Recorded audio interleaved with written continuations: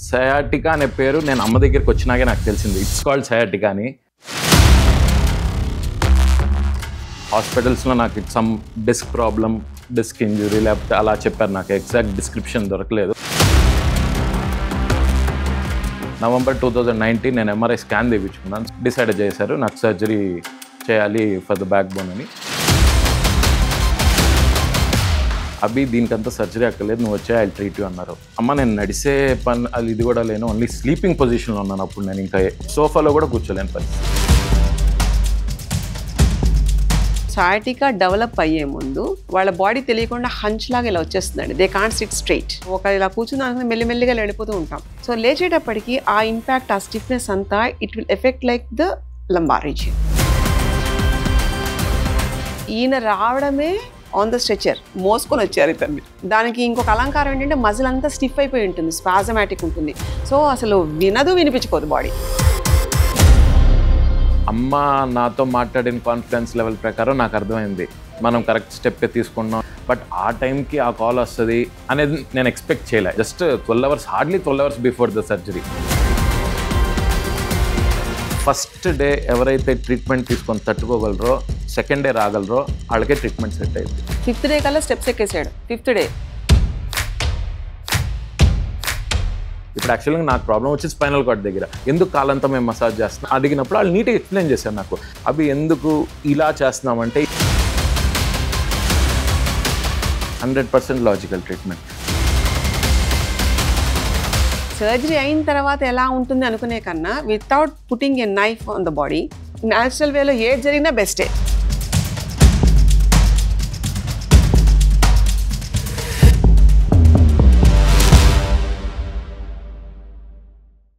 Hello hi friends, welcome to Prema the journalist YouTube channel. మీ అందరికీ చాలా చాలా చాలా big thanks for following my channel and appreciating my content. And ఇప్పటికే చాలామంది సబ్స్క్రైబ్ చేశారు. But still, in case you haven't still subscribed, please do subscribe to my channel and click on the bell icon to get notifications to consume intriguing, impactful and inspiring content from my channel. ఇప్పటికే దేశ విదేశాల్లో ఎంతోమంది నా channel follow అవుతున్నారు, not just in India but also across the globe. And I'm very very very thankful to you. Continue patronising and continue following my channel. And in case you wish to sponsor my channel or collaborate with my channel, please do shoot a mail over here. Thank you so much. Lower back pain, దీంతో suffer అయ్యే వాళ్ళు చాలామంది ఉంటారు. అయితే మనలో చాలామంది ఆ pain, ఏ pain, అది దేనికి దారితీస్తుంది, అది నార్మల్ పెయినా, ఇది పోతుందా, అది ఇలా ప్రొలాంగ్ అవుతుందా, అది ఇంకైనా పెద్ద మెడికల్ కండిషన్కి దారి తీస్తుందా అనేది మనకు తెలియదు. until unless we really experience and suffer. So అలాంటి ఒక కేస్ సింధమ్మ దగ్గరికి వచ్చింది. అభి చరణ్ ఆయన పేరు. So I have with me on this show right now with Sindhu అమ్మ. లెట్స్ టాక్ అసలు what happened, what is this problem that he has been facing and how long he's been suffering, how he came out of it. Let's talk to him. Hi Abhi Charan, how are you? Namaste. I'm good ma'am. How are you? Yes, you look good. You look very nice. So tell me Abhi Charan, నాకు తెలిసిన వాళ్ళే చాలా మంది మా ఆఫీసులో మేము కలిసిన చోట, అబ్బా టుడే ఐ కాంట్ కమ్ అండి, ఐ హ్యావ్ అ లో back pain, I have a back pain, I have back pain. ఈ పాయింట్ నేను చాలా మందిలో విన్నాను. సాఫ్ట్వేర్ వర్క్ చేసే వాళ్ళు అయితే ఇంకా అసలు చెప్పక్కర్లే, they constantly complain of lower back pain. So is it something like that? Similar ఉండేదా మీకు? మీకు ఎట్లా వచ్చింది అసలు? What is this problem that you've been facing? Ma'am, actually it is called sciatica. ఓ మీకు సయాటికా.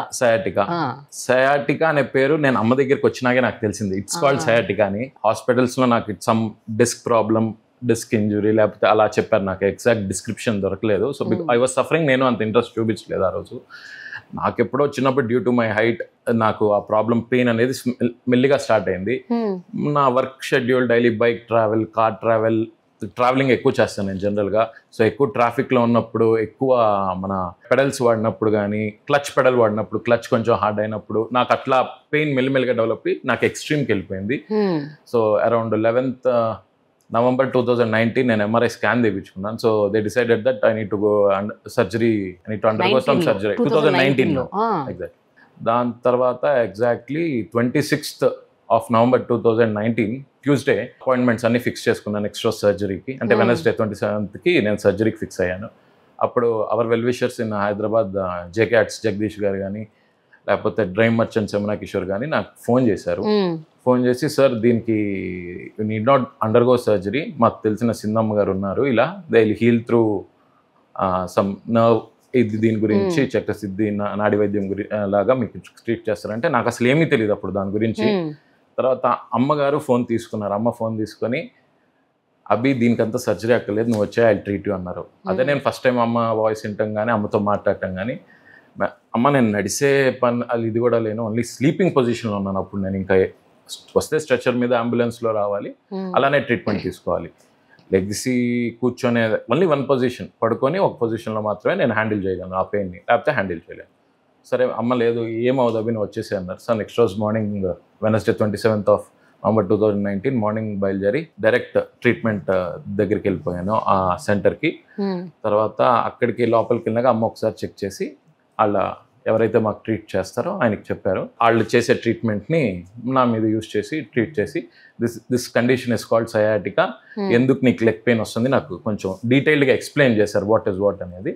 దాని తర్వాత అక్కడి నుంచి ఆ ట్రీట్మెంట్ ఇన్ని షెడ్యూల్స్లో ఉండాలి, బికాజ్ నాది ఎక్స్ట్రీమ్ కండిషను. ఇదే నేను స్టార్టింగ్ నాకు బ్యాక్ పెయిన్ రాగానే వస్తే ఫైవ్ సిట్టింగ్స్లో అయిపోతుంది మీకు. ఓకే. జనరల్గా ఎవరైనా మెడికేషన్ కానీ ఎనీ ప్రాబ్లం ఎక్స్ట్రీమ్కి వెళ్ళినాకే దాని గురించి అట్మోస్ట్ కేర్ తీసుకుంటారు. అలా కాకుండా స్టార్టింగ్ ఫస్ట్ మనకు పెయిన్ వచ్చింది ఏం చేయాలని డిసిషన్ ఆ రోజే మనం తీసుకోగలిగితే విత్ ఇన్ ఏ వీక్ మనం బయటపడిపోతాం దాని గురించి. మీకు గుర్తుందా యాక్చువల్గా వెన్ డిడ్ యు ఐడెంటిఫై మీకు పెయిన్ ఉంది, ఈ పెయిన్ కొంచెం సివియర్ అవుతుంది అని, అంటే ఆ టైం పీరియడ్ మీకు గుర్తుందా? నాకు అరౌండ్ 1st of November అలా నేను తెనాలి నుంచి విజయవాడ ట్రావెల్ చేస్తున్నప్పుడు ట్రాఫిక్ ఎక్కువ ఉండింది. నేను క్లచ్ బాగా ఎక్కువ యూజ్ చేశాను ఆ రోజు అనుకోకుండా. సో పెయిన్ సివియారిటీ పెరిగింది. ఐ థాట్ రెస్ట్ తీసుకుంటే నిద్రలో వెళ్ళిపోతుందని. నేను నిద్రలో midnight 2 o'clockకి అరౌండ్ లెగ్సినప్పుడు అప్పుడే కుంటి నడుస్తున్నాను. నాకు అర్థం కాల నా కండిషను. సరే అలానే ఉందేమో పెయిన్ అని పొద్దున్నే లెగ్సేపటికి అసలు కండిషన్ వర్స్ట్ అయిపోయింది. నాకు తెలియకుండా ఆ కండిషన్ వర్స్ట్ ఎక్స్ట్రీమ్కి వెళ్ళిపోయింది. ఓకే. అలా వర్స్ట్ అంటే ఏంటి? What happened? అదే మేడం, నేను ఒకే పొజిషన్లో ఉండగలను రోజు మొత్తం. You can't SIT and stand. అసలు సిట్ ఓన్లీ పడుకొని, అది నా రైట్ సైడ్ బెండ్ అయి పడుకొని నా రైట్ సైడ్ లెగ్ మీద ఒక పిల్లో పెట్టుకొని నా లెఫ్ట్ సైడ్ లెగ్ పెట్టుకొని అది యాంగిల్గా పెట్టుకొని ఒక పొజిషన్లో మాత్రమే పడుకోగలను. ఇంకే పొజిషన్లో నేను నిల్చోవటం కూర్చొని అసలు అన్ని వేరే సంగతులు, సోఫాలో కూడా కూర్చోలేని పరిస్థితి. So this continued for the next 20 days. అలానే హాస్పిటల్కి వెళ్ళి చెక్ చేసుకోవటం, ఎంఆర్ఐ స్కానింగ్స్ ఏదైనా కానీ, డాక్టర్ సజెషన్స్ కానీ, కొంచెం పెయిన్ కిల్లర్స్ ఇచ్చేవాళ్ళు అంటిల్ సర్జరీ కొంచెం బెటర్గా ఉండేది. అరౌండ్ 10-20%, నాట్ దానికన్నా మించి అయితే బెటర్మెంట్ ఉండేది కాదు. సో డాక్టర్స్ ఏం చెప్పారు మీతో? ఇది క్యూర్ అవుతుందన్నారా సర్జరీతో? ఇలా సర్జరీ చేస్తేనే నీకు ఆ పెయిన్ తగ్గిద్దనే మాట మాత్రమే వాడారు నా దగ్గర. ఎక్స్ట్రీమ్ కండిషన్ అయితే నాకు అప్పుడు వాళ్ళు ఎక్స్ప్లెయిన్ చేయరు. నేను అసలు అది ఆలోచించేంత మైండ్ సెట్ నాకు అప్పుడు ఉండలేదు, because I was severely suffering from pain. But మాకు తెలిసిన డాక్టర్స్ ఓకే అదంతా, బట్ ఇది కండిషను, ఇది కంపల్సరీ సర్జరీ చేసుకుని నేను 2-3 కాల్ చేసినప్పుడు లేదు ఇది సర్జరీ, ఎందుకంటే ఎవరికి దీని గురించి ఇన్ డీటెయిల్డ్గా తెలియదు. సో అందరూ ఏం చెప్తారు, బ్యాక్ పెయిన్ ఎక్స్ట్రీమ్కి surgery, go for surgery, spinal cord surgery చేస్తారు, they will treat something and they will close it. But ఆ ఏజ్లో అరౌండ్ 28 years ఆ ఏజ్లో బాడీ మీద చాకు అనేది వాజ్ లైక్ డేరింగ్ స్టెప్. ఏం చేద్దామో ఇంకేం తెలీదు. I have a family, I have a kid. So దానికి మించి నాకు ఆప్షన్ లేదనిపించింది, ఎందుకంటే somehow I need to reduce my pain. Is sciatica really dangerous if it is ignored? అంటే అది ఎక్కడ దాకా దారి తీస్తుంది? అది ఎట్లా ఐడెంటిఫై చేయాలి అసలు? స్పైన్ అలైన్మెంట్లో ఏమన్నా డిస్క్ ప్రొట్రూషన్స్ కానీ అలా ఏ ఉన్నా సరే డోర్సల్ దగ్గర నుంచి ఉంటే లంబార్ డెఫినెట్గా it will get affected. So sciatica develop అయ్యే ముందు వాళ్ళ బాడీ తెలియకుండా హంచ్ లాగా ఇలా వచ్చేస్తుందండి. They can't SIT straight. Okay, ఇట్లా కూర్చోలేదు. యా. సో మన లైఫ్ స్టైల్స్ అన్ని ఈవెన్ ఇప్పుడు తనే చూడండి, కార్ డ్రైవింగ్ లేదా రాంగ్ అంటే మోస్ట్ ఆఫ్ ద టైం కూర్చోవడమే. ఈ కూర్చోవడం వల్ల మనం స్ట్రైట్గా కూర్చోమండి, కూర్చుని మెల్లిమెల్లిగా వెళ్ళిపోతూ ఉంటాం. సో లేచేటప్పటికి ఆ ఇంపాక్ట్, ఆ స్టిఫ్నెస్ అంతా it will effect like the lumbar region, lower region. Okay. So కొంతమందికి ఏంటంటే ముందు తన్నేస్తూ ఉంటుంది స్పైన్. సో అలైన్మెంట్ పోయి ఈవెన్ బ్లోటింగ్ ఉంటుంది, stomach bloating will be there. కొంతమందికి మోషన్ వెళ్తున్నప్పుడు పెయిన్ విపరీతంగా ఉంటుంది, ఇంటాలరబుల్ పెయిన్. ఇవన్నీ కూడా రిలేటెడ్ టు ఈ డీవియేషన్స్. సయాటికా అనేది it is like a nerve coming from the pelvic region which doesn't get complete blood circulation. Down the leg. So దానివల్ల ఏంటంటే లెగ్ నమ్నెస్, టింగ్లింగ్, కొంతమందికి ప్యాచ్ వైజ్గా కూడా పెయిన్ ఉంటుంది ఇక్కడ, లేకపోతే కాఫ్ మజిల్ ఇలా కూడా ఉంటుంది. ఇలా ఉంటున్న వాళ్ళకి అన్నిటికన్నా ఫస్ట్ కండిషన్ నుంచోగానే బాడీ వెయిట్ అది తీసుకోదు. అసలు కాలు ఉంటుంది కానీ దాని బరువు అది ఆపలేదు, అది తీసుకోలేదు. That is like the first condition. So అంత వెళ్తోంది అంటే then there should be a call, దాన్ని అడ్రస్ చేయాలి. It should not neglect. ఇదంతా గల రావడానికి గల కారణం మన విధి విధానాలే, మన రొటీన్లో సరిగ్గా మనం చేసుకోకపోవడం వల్ల. పొద్దున్న లేసి ఇంత తిరుగుతారు, 20 minutes స్ట్రెచింగ్ కనుక, ప్రాపర్ స్ట్రెచింగ్ కనుక బాడీకి పెడితే ఇంత సివియర్ కండిషన్ ఉండదు. సో ఈయన రావడమే ఆన్ ద స్ట్రెచర్, స్ట్రెచ్ మీద వచ్చారు, బెడ్ మీద అలానే కుంటుకుంటూ పట్టుకుని వచ్చారు కదా, మోసుకొని వచ్చారు. దానికి ఇంకొక అలంకారం ఏంటంటే మజిల్ అంతా స్టిఫ్ అయిపోయి ఉంటుంది, స్పాజమాటిక్ ఉంటుంది. సో అసలు వినిపించుకోదు బాడీ. మనం ఎక్కడో నర్వ్ కి వెళ్ళాలి అంటే ముందు మజిల్ అంతా ఫ్లెక్సిబుల్ ఉండాలి, దాని చుట్టూతో ఉండే ఈ లిగమెంట్స్ ఇవన్నీ సపోర్టింగ్ గా ఉండాలి, స్ట్రెంగ్త్ ఇవ్వాలి. ఎందుకంటే సయాటికా వస్తున్నప్పుడు లేదా స్పైన్ మీద ఏదన్నా కనుక జర్క్ వచ్చినప్పుడు అది ఒక కన్ఫ్యూజన్ స్టేట్లోకి వెళ్ళిపోయి దాన్ని చేయాల్సినప్పుడు అది చేయలేదండి. మనం అనుకుంటాం ఓన్లీ కూర్చోవడమే కదా అని, కానీ మన కింద లోవర్ పార్ట్ సపోర్ట్ చేయాలి అంటే మన pelvic reason is only the main thing to be like flexible and in that position. అలా ఉంటే తప్ప కింద మనకి అడుగులు కూడా సరిగ్గా పడవండి, అడుగులు కూడా మారిపోతాయి. కొంతమంది ఏమో కాలు తీసివేస్తారు, కొంతమంది డ్రాగ్ చేస్తారు, కొంతమందికి తిమ్మిర్లు వచ్చేస్తాయి, కాలు ఉన్నా తెలియదు, ఇలాంటి కండిషన్స్ ఉంటాయండి. సో ఇంత దాంట్లోకి if you go like on the allopathy side, surgery is only the last option. Correct. But there will be a confusion that తర్వాత మళ్ళీ ఎలా ఉంటుందని, ఎందుకంటే మనకి సర్జరీ అయిపోయిన తర్వాత కేసెస్ కూడా వస్తూ ఉంటాయి. ఎందుకంటే వీళ్ళకి బాడీకి ఎలాంటిది కావాలన్నది వీళ్ళు ఇవ్వకుండా ఉండడం వల్ల ఈ స్టేజ్కి వస్తుంది. సర్జరీ అన్నది ఆ స్టేజ్ని బయటికి తేగలుగుతారు, కానీ మళ్ళీ these people they don't do any like exercise కానీ చేయాల్సింది కానీ ఏం చేయకపోవడం వల్ల మళ్ళీ ట్రిగ్గర్స్. ఎందుకంటే that is like very soft cartilage ఏదైతే ఉంటుందో ఆ కుషనింగ్ కి it will get damaged. Okay. So ఎంత కొంతమందికి బల్జెస్ ఎక్కువ ఉంటాయి. ఇవే కాదండి, కొంతమందికి ఎంత మనం పెడుతుందాం అనుకున్నా రాంగ్ వే ఆఫ్ వాకింగ్ లో మొత్తం పోస్చరే డీవియేట్ అయిపోతుంది. ఒక చిన్న ప్రాబ్లం అనుకుంటాం, బట్ దాని స్టోరీ లోపల ఇంత జరుగుతూ ఉంటుంది. అండ్ చాలా మంది లేచేటప్పుడు కూడా కాళ్ళ మీద పెట్టి ఇలా లేస్తారండి. లేవడానికి గల సపోర్ట్, ఎలా కూర్చోవాలి, ఎలా లేవాలన్నది కూడా మనం మర్చిపోయాం. ఎలా లేవాలమ్మా? ఇలా వంగుని దీని మీద ఇలా పెట్టి, ఇలా పెట్టకూడదండి, ఇలా పెట్టి లేవకూడదు. You can take the support of this. Body should be straight like this. అట్లా లేవాలి. యా, అలా కాకుండా మనం ఇలా వంచి లేపుతాం. So your butt was raising up. లేవగానే కొంతమందికి ఫస్ట్ 4 steps సరిగ్గా పడవు, అసలు అడుగు రాదు వాళ్ళకి, పాదం మీద గ్రిప్ ఉండదు. సో అప్పుడే రియలైజ్ అవ్వాలి. ఇది సయాటికా వల్ల వచ్చిన తర్వాత ఈ నడక వల్ల సర్వైకల్ ఇంబ్యాలెన్సెస్ వస్తాయి. సో ఇలాంటి కండిషన్లో ఈయన వచ్చినప్పటికీ అసలు పాపం వాళ్ళకి ఏం తెలియదు. కానీ మీరు చెప్పండి అమ్మా, ఆయన ఉన్న కండిషన్కి ఆ మూమెంట్లో ఆ టైంలో సర్జరీ అయినా ఇన్ఎవిటబుల్? సర్జరీ నో కాంప్రమైజ్, ఎందుకంటే very severe case, top most. ఎందుకంటే అంత సివియారిటీ నాట్ ఈ కాంట్. నాకు తెలిసి తను అన్నానికి కూడా లేచి కూర్చుని తినేంత పొజిషన్ లో లేడు. అండ్ కూర్చున్నా ఇలా కూర్చునేవాడు. I have seen that. ఎందుకంటే స్ట్రైట్ గా ఇలా కూర్చోలేడు తను. సో ఆ కూర్చోవడం పొజిషన్స్ దగ్గర నుంచి అన్నీ కూడా it is like completely the worst condition. So అంత కండిషన్ లో సర్జరీ అన్నదే బెస్ట్. కానీ ఈజ్ దేర్ ఎనీ ఛాన్స్ అనే దానిలాగా చూస్తే, ఎందుకంటే చిన్న age and body will be reviving, అక్కర్లేదు. కాకపోతే స్ట్రిక్ట్ గా వార్నింగ్ అయితే మాత్రం ఇచ్చాము, నువ్వు పద్ధతిగా ఉండాలి అని.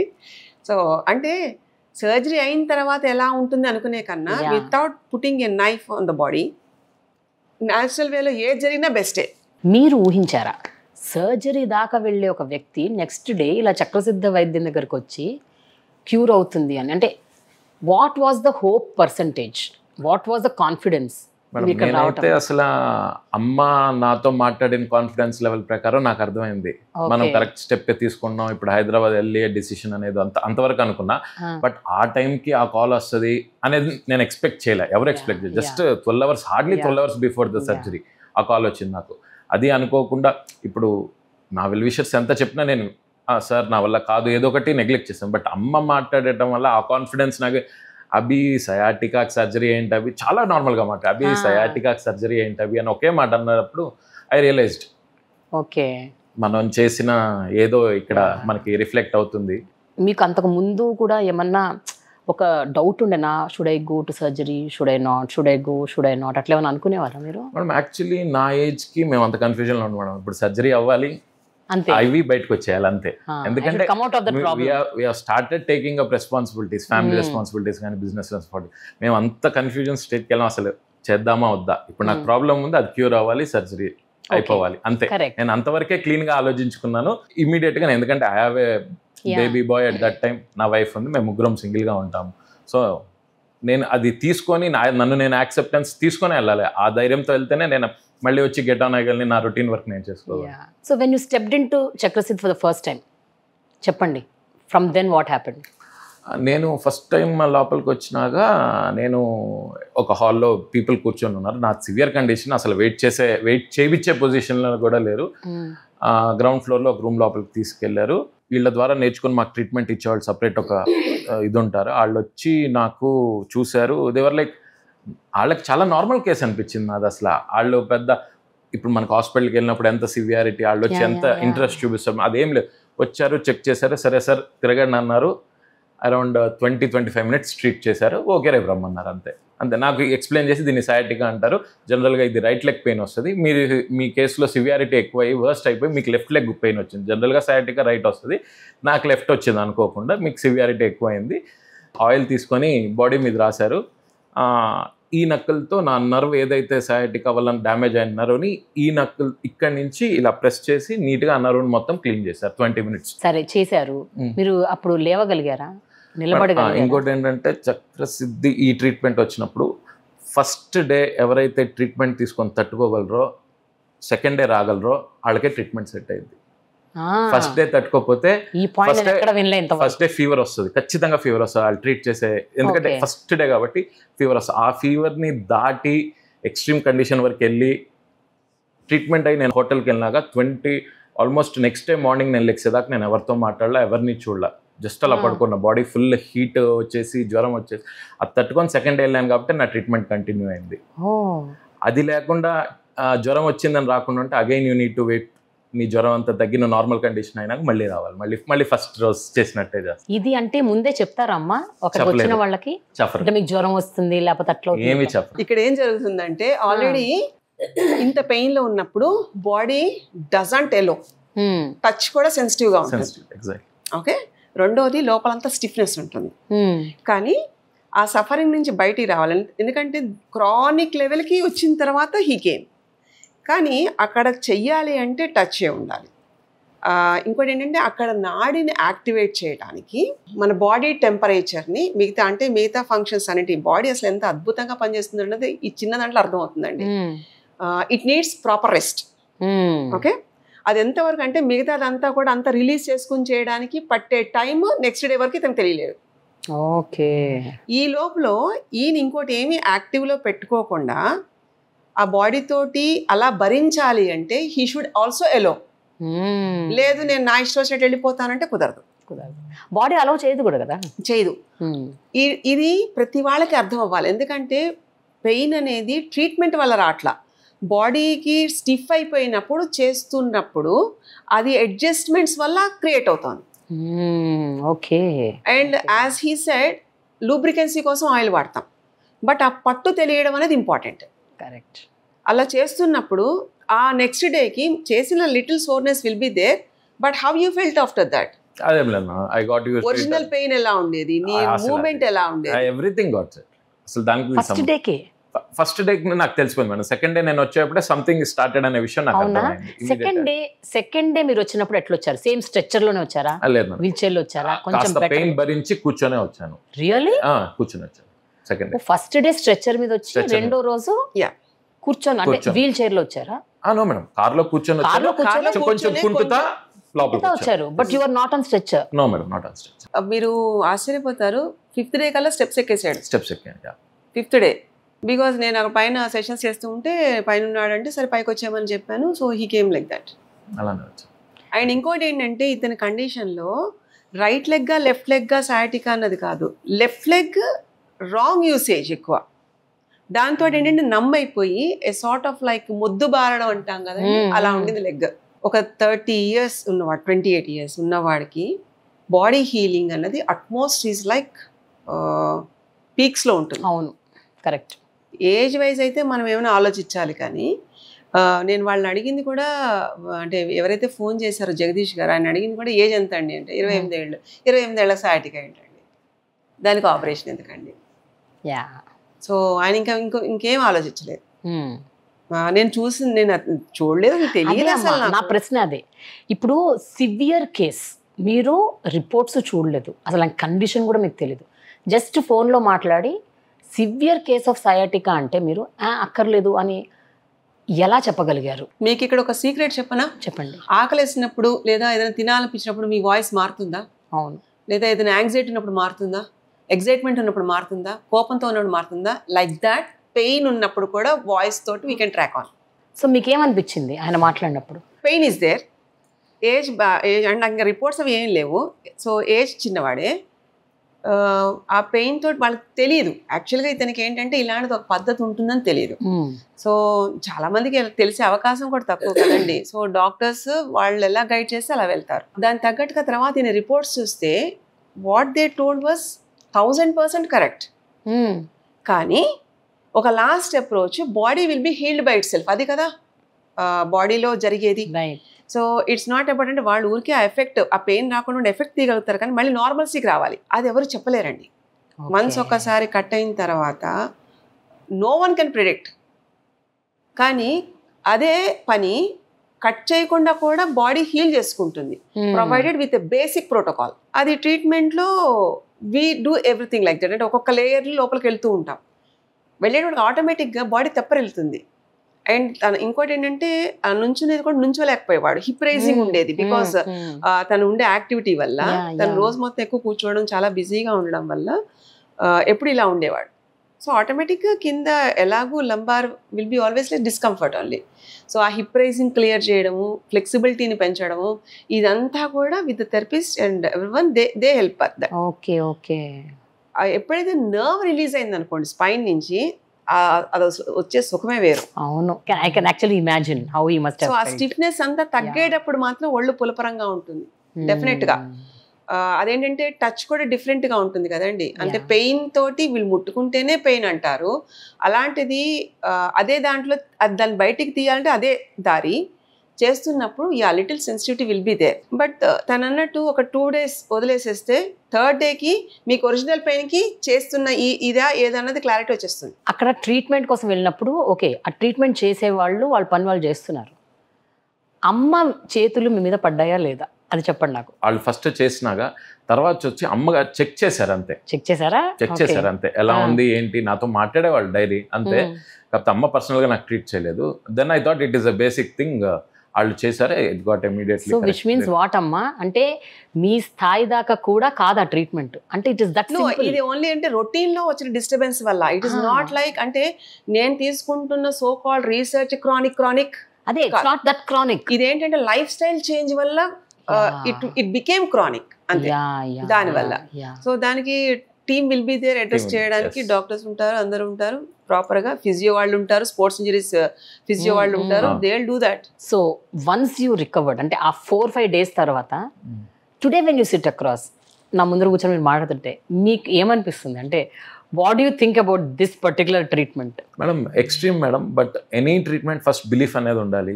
ఏ treatment, whether it's normal treatment అని, ఈ ట్రీట్మెంట్ అని, నేను బిలీఫ్తోనే వచ్చాను. అమ్మ మాట్లాడిన పద్ధతి వల్ల నేను బిలీఫ్ చేసుకొని వచ్చాను. అండ్ ఇంకోటి నేను బాగా నమ్మేది కర్మ సిద్ధాంతాన్ని బాగా నమ్ముతా. నోబడీ కాంట్ ఎస్కేప్ ఫ్రమ్ కర్మ. నేను చాలా బాగా నమ్ముతాను దాని గురించి. సో నాకు ఎవరికి ఏది వచ్చినా వాళ్ళు కర్మను బట్టే వాళ్ళకి ఆ పొజిషన్ వస్తుందని తెలుసు. బట్ వన్స్ వచ్చిందంటే అది తగ్గటానికి వస్తుందని కూడా నాకు తెలుసు. నేను అది కూడా బిలీవ్ చేస్తాను. సో దీని నుంచి వచ్చిన నేను ఏది వచ్చినా నేను యాక్సెప్ట్ చేసుకుంటాను. యాక్సెప్టెన్స్ ఉంటుంది నాకు నా సెల్ఫ్ యాక్సెప్టెన్స్ చాలా ఉంటుంది. ఇప్పుడు నాకు జ్వరం వచ్చిందంటే సైలెంట్గా వెళ్ళి పడుకుంటాను, రెస్ట్ తీసుకుంటాను. అంత యాక్సెప్టెన్స్ లెవెల్ ఎక్కువగా ఉంటుంది నాకు. ఫస్ట్ నుంచి చిన్నప్పటి నుంచి అలా యాక్సెప్టెన్స్ లెవెల్ ఎక్కువ. తర్వాత వచ్చాను నాకు అర్థమైంది కదా మేడం, ఈరోజు 5% బెటర్ అయింది, 2%. ఇంకోటి వాళ్ళు చేసేప్పుడు ఆ నర్వ్ని సరిచేయడానికి ట్రై చేసేటప్పుడు వీ కెన్ ఫీల్ యాక్చువల్లీ ఆ నర్వ్లో ఎక్కడెక్కడ క్లాట్స్ ఉన్నాయి. వాళ్ళు ఇక్కడ బాడీ పెడుతున్నప్పుడు అక్కడ ఒక క్లాట్ అయిన బ్లడ్ ఇది ఉంటుంది కదా, అది ప్రెస్ అవుతుంది, అది హీల్ అవుతుంది, అక్కడ కరెక్షన్ వస్తుంది అనేదంతా పర్టికులర్గా తెలిసింది. అదేదో లైక్ మ్యాజిక్ లాగా ఏమి ఉండదు, మనకు తెలుస్తుంది ఆ ట్రీట్మెంట్, మనకు సెల్ఫ్ తెలుస్తుంది. అదంతా క్లియర్ అవుతుంది. కాల్లో నుంచి ఆ నర్వ్ అంతా క్లియర్ అయ్యి స్పైనల్ కార్డ్ మీద ఏదైతే నాకు ఇది అది కూడా మెల్లిగా క్లియర్ అయ్యి లోపలికి వెళ్ళి సెట్ అవుతుంది జెల్ అదంతా అని తెలిసినప్పుడు నాకు అర్థమైంది నేను ఖచ్చితంగా దీంట్లో నుంచి బయటపడతాను, నార్మల్ అవుతానని. బట్ మ్యాక్స్ డిసెంబర్ 2019 ఎండింగ్కి ఐ వాజ్ కంప్లీట్లీ నార్మల్. దాని తర్వాత ఇప్పుడు దాకా దాని గురించి ఇది లేదు. మీరు ఇప్పుడు మీ మొబిలిటీ ఎట్లా ఉంది? I'm good madam, 100%. You are able to run also? Run, yes ma'am. Really? Yeah. So మీరు అన్నారు ఇప్పుడు ఈ ట్రీట్మెంట్ జరుగుతుంటే నాకు తెలిసిపోయింది అని. Exactly. So what did you think? Was it logical, scientific? మీకు ఏమనిపించింది చక్రసిద్ధ ఆ వైద్యాన్ని మీరు ఎక్స్పీరియన్స్ అవుతున్నప్పుడు? Madam 100% logical madam, 100% logical treatment. ఏదో సమ్ ఇదిలాగా చేసి ఏదో ఆయిల్ అప్లై చేసి, ఇంకోటి నాకు మెడిసిన్ కూడా ఏం లేదు ఆ 30 days ఆ ట్రీట్మెంట్. ఏం మెడిసిన్స్ కూడా వీళ్ళు సజెస్ట్ చేయరు. మహా అయితే B complex some energy levels increase చేసుకోవడానికి బి కాంప్లెక్స్ 1 ప్రోటీన్ పౌడర్ ఏదో రాగి పౌడర్ ఒకటి జల్లి తాగమని సమ్ ప్రోటీన్ దీనికోసం అంతే.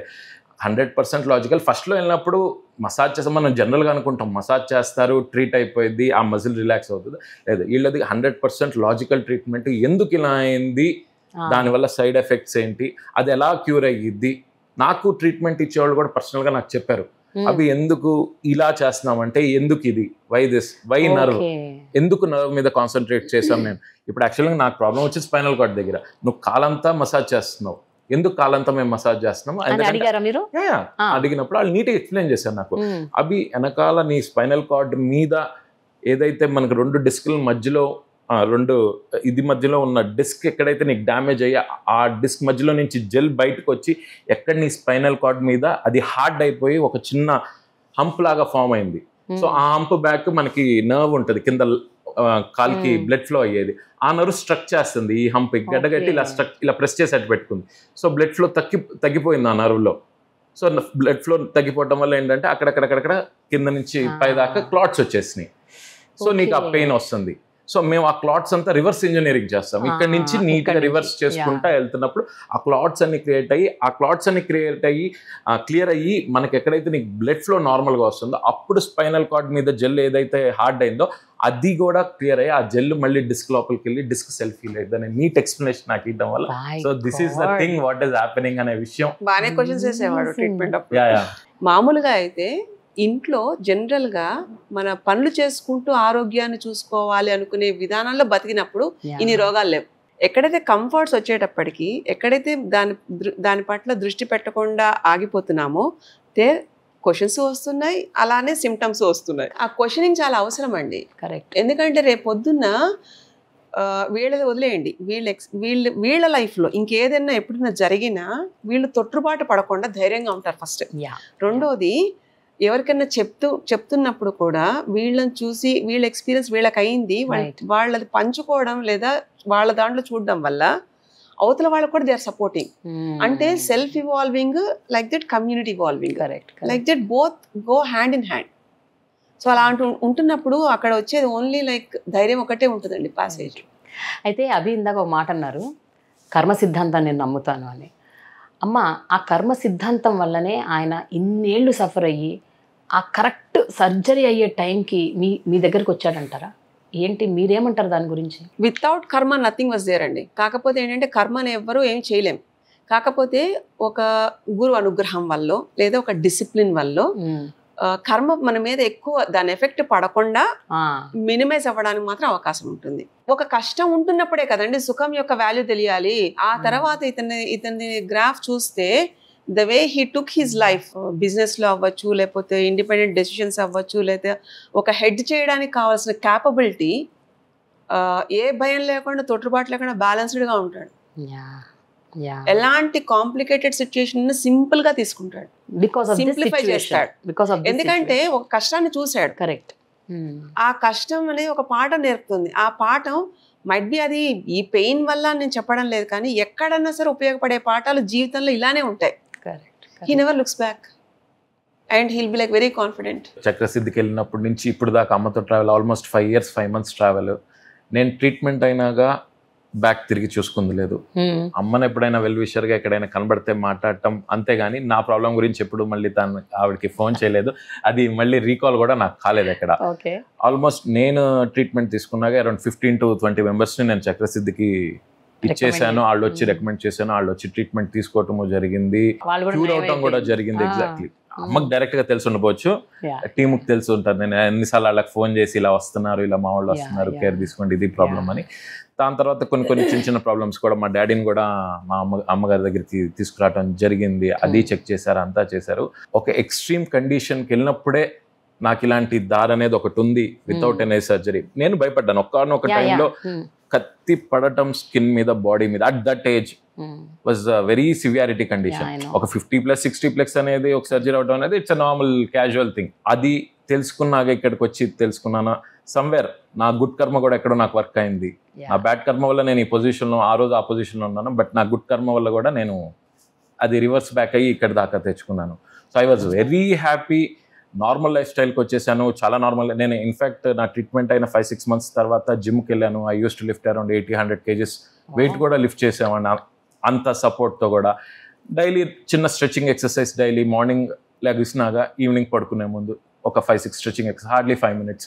ఆ స్ట్రెచ్ ఎక్సర్సైజ్ నేను కేర్ తీసుకొని నా వైఫ్ లేకపోతే నా కిడ్ నా జాత స్ట్రెచింగ్ ఎక్సర్సైజ్ చేపిస్తారు, అది చేసుకొని peaceful life. Thank you so much అమ్మా. Thanks for your time. Thank you.